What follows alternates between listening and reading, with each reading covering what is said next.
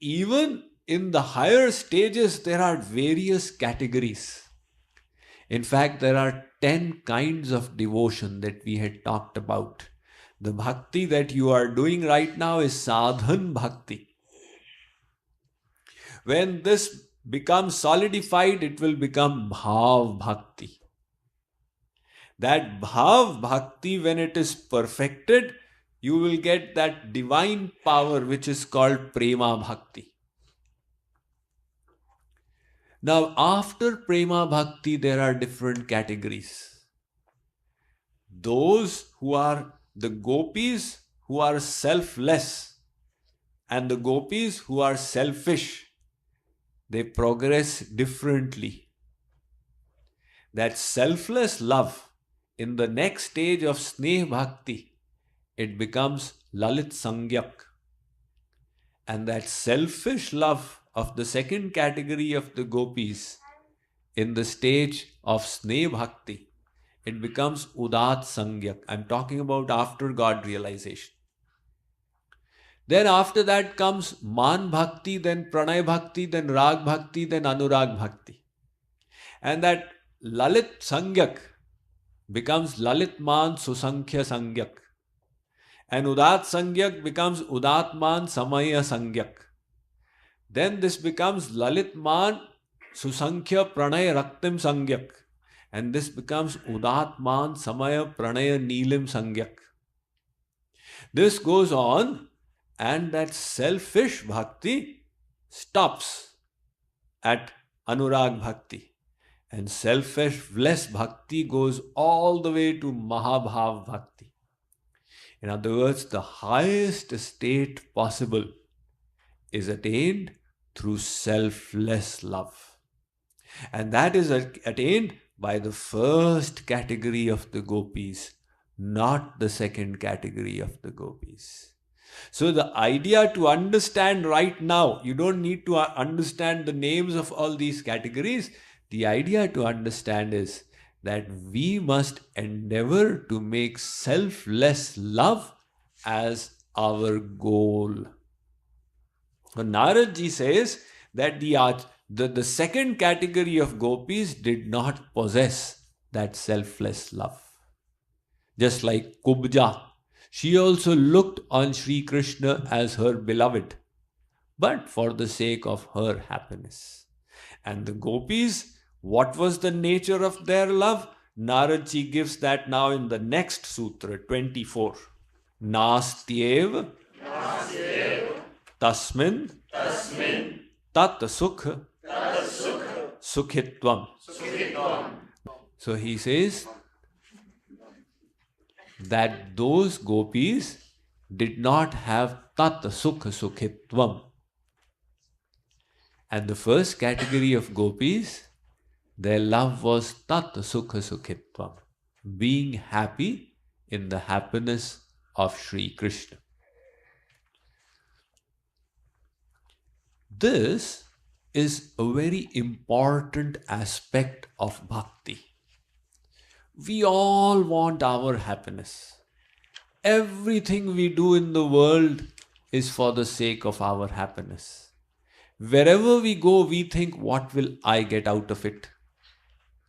Even if we give, we think, what will I get in return?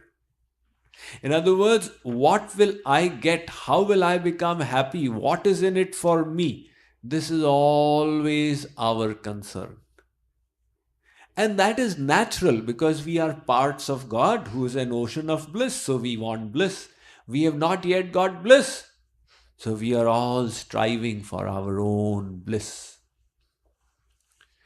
When the French Revolution was taking place and the heads of noblemen were being cut, there was one person who used to sell hats. He was informed that the heads of noblemen are being cut. He said, "Oh God, what will happen to my hat business?" He's not concerned about people's heads. He's concerned about the hats that he has to sell. But that is the reality. Everybody is concerned about their own happiness and their own self-interest. Now, in divine love, we reverse this. And that reversal is seen to perfection in the case of these gopis. I had explained that when Sri Krishna went from Vrindavan to Mathura, the gopis did not go to meet him. Why?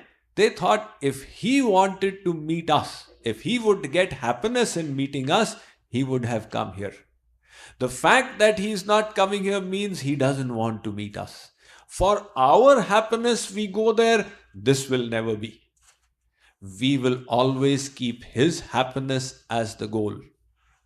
And they tolerated tremendous miseries, the pain of separation. Said we will only make Sri Krishna's happiness as our goal.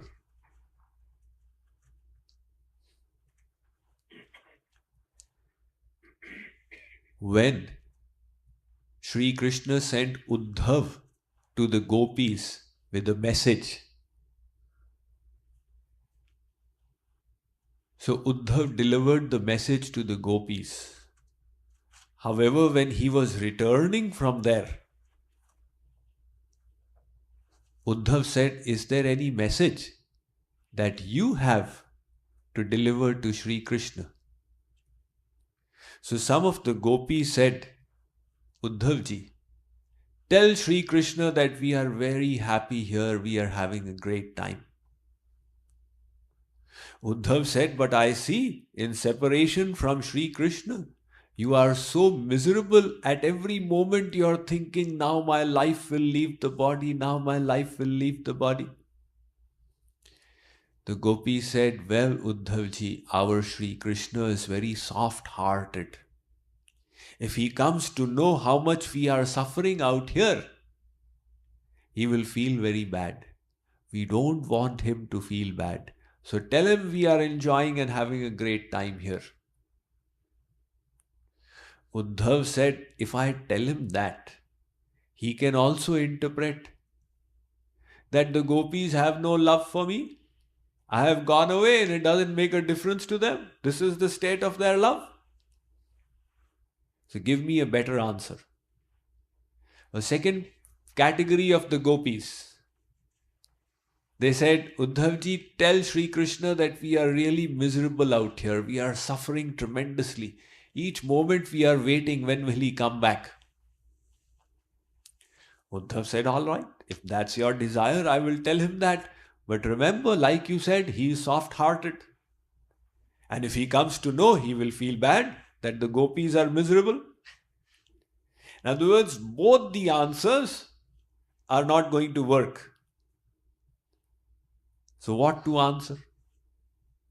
Radharani called Uddhav. She said, "Listen, I will tell you." Now, devotion personified herself, Radharani is going to give the solution. She said, "Uddhavji, you tell Krishna anything you like." Really? What kind of answer is this? Tell him anything I like? Yes. Tell him whatever comes to your mind. But bear this in mind, that the smile on his face should not reduce. The smile on his face should increase. Keeping this in your mind, you say whatever you wish. That is Radha's love for Krishna. That the smile on his face should not reduce. That is the ideal of Gopi Prem. And that is the ideal we all need to learn. In other words, we need to reverse this tendency of endless lifetimes. That now we don't think, what will I get? We think, how can we make God happy?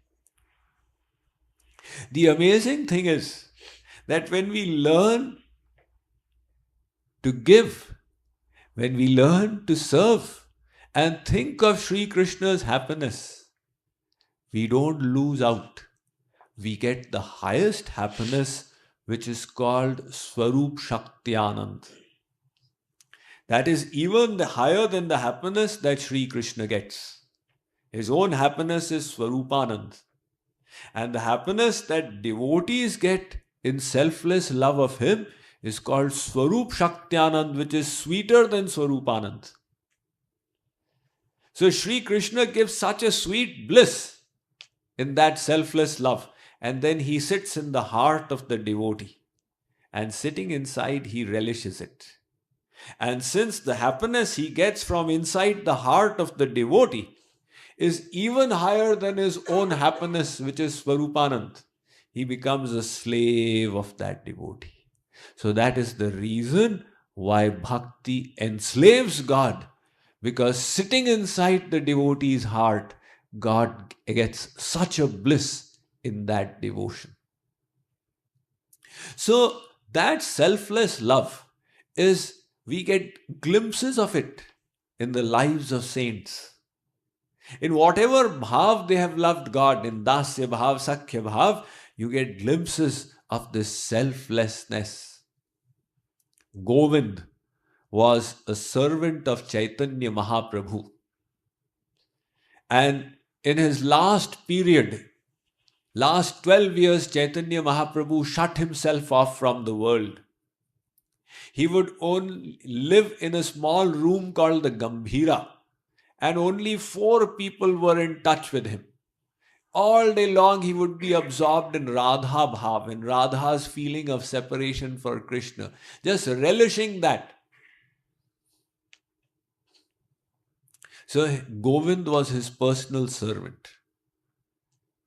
And Govind would take care of Mahaprabhuji's body, because in that love, Mahaprabhuji would lose all bodily consciousness. He would rub himself against the wall, fall flat on the ground, etc. So Govind's job was to take care of him.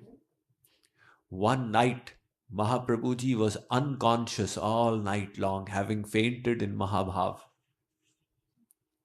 When he got up in the morning, he found Govind is in the room. He was lying against the door, Mahaprabhuji. So he found that Govind is sitting there. Mahaprabhuji asked him, "What are you doing here?" He said, "My lord, you have been lying against the entrance. How can I go out?" Mahaprabhuji said, "How did you come in?" He said, "I crossed over your body and came in." So Mahaprabhuji said, "If that is the case, why didn't you just cross over and go out as well?" He said, "My master, Prabhu, when I crossed over, I was coming in to serve you.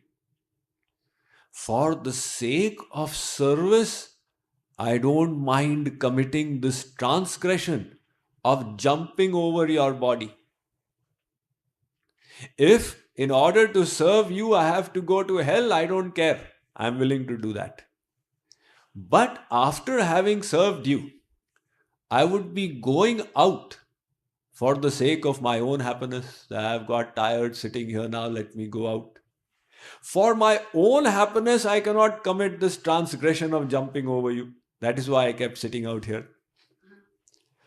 Mahaprabhuji was so pleased that this is selfless love. Daruk was Sri Krishna's servant. He used to fan Sri Krishna. Fanning Sri Krishna, tears would come out of his eyes, so close to him. His body would start trembling, and he would experience the bliss of bhakti.